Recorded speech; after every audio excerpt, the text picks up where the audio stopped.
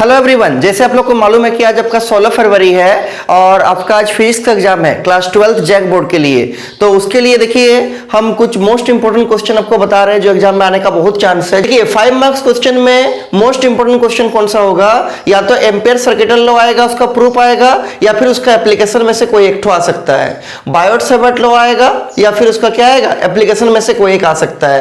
AC generator या फिर आपका ट्रांसफार्मर में से कोई एक आ सकता है। हाफ वेव और फुल वेव रेक्टिफायर में से कोई एक आ सकता है। मैक्सिमम चांस है आने का full wave rectifier. Lens makers formula को तो जरूर से करके जाइएगा अच्छा से, इसका आने का भी बहुत चांस है आपका इसका डेरिवेशन लॉन्ग क्वेश्चन में। उसके बाद आपका मूविंग कॉइल गैल्वेनोमीटर भी आपका one of the most important question है, ये भी एग्जाम में आने का बहुत चांस है 5 नंबर में। उसके बाद आपका यंग्स डबल स्लिट एक्सपेरिमेंट, ठीक है, इंटरफेरेंस ऑफ लाइट का, ये आपका लॉन्ग क्वेश्चन में आने का बहुत चांस है 5 नंबर में। उसके बाद आपका रिफ्रैक्शन या फिर रिफ्लेक्शन का प्रूफ, ठीक है, प्रूफ ऑफ रिफ्लेक्शन और रिफ्रैक्शन, या रिफ्लेक्शन होगा, प्रूफ ऑफ रिफ्लेक्शन और refraction using Huygens principle. Huygens principle का यूज करते हुए या तो रिफ्लेक्शन का प्रूफ देगा या फिर रिफ्रैक्शन का प्रूफ देगा।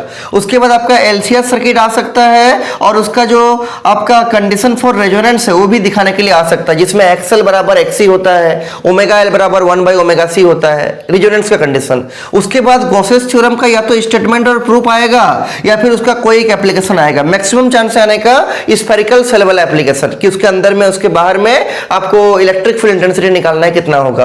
उसके बाद आपको या तो कंपाउंड माइक्रोस्कोप का डेरिवेशन देगा या तो फिर एस्ट्रोनॉमिकल टेलीस्कोप का देगा। उसके बाद आपका इस साल का जो मॉडल पेपर है 2024 का जैक बोर्ड के द्वारा दिया हुआ, उस मॉडल पेपर को आप अच्छा से कर लीजिएगा, वहां से भी क्वेश्चन आने का चांस है, ठीक है। उसके बाद इलेक्ट्रिक फील्ड इंटेंसिटी और magnetic field intensity due to electric and magnetic dipole, दोनों के कारण एंड ऑन पोजीशन में भी और ब्रॉड साइड ऑन पोजीशन में भी, ठीक है, मतलब इक्वेटोरियल और आपका एक्सियल दोनों ही पोजीशन में आप अच्छा से कर लीजिएगा, यहां से भी आपको क्वेश्चन एग्जाम में आ सकता है। ये तो हुआ आपका 5 मार्क्स का, ठीक है। उसके बाद आपका 3 मार्क्स का क्वेश्चन देखिए जो मोस्ट इंपॉर्टेंट क्वेश्चन है। तो 3 मार्क्स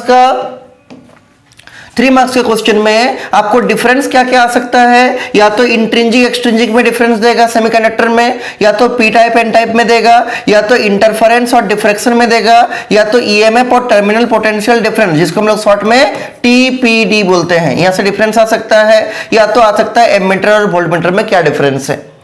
आपको डिफाइन क्या क्या आ सकता है, फोटो इलेक्ट्रिक इफेक्ट का डिफरेंस आ सकता है, स्टॉपिंग पोटेंशियल का, थ्रेशोल्ड फ्रीक्वेंसी का, वर्क फंक्शन का, मास डिफेक्ट का, बाइंडिंग एनर्जी का, nuclear fission, nuclear fusion, electric flux या मैग्नेटिक फ्लक्स का यूनिट के साथ में आ सकता है, ड्रिफ्ट वेलोसिटी आ सकता है, वेव फ्रंट आ सकता है और सेकेंडरी वेवलेट सबका आ सकता है आराम से, ठीक है।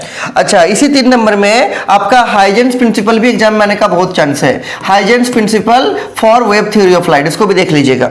उसके बाद आपका डाया, पारा और फेरोमैग्नेटिक सब्सटेंस में आपका डिफरेंस लिखने एग्जाम में आ सकता है 3 नंबर में। उसके बाद आपका magnetic elements of the earth भी आपको डिफाइन करने आ सकता है, ठीक है, 3 जो magnetic element of the earth होता है। उसके बाद आपका पैरेलल प्लेट कैपेसिटर में कैपेसिटेंस निकालना है, एक बार विद डाइलेक्ट्रिक स्लैब आएगा या फिर विदाउट डाइलेक्ट्रिक स्लैब आएगा, दोनों में से कोई एक आएगा।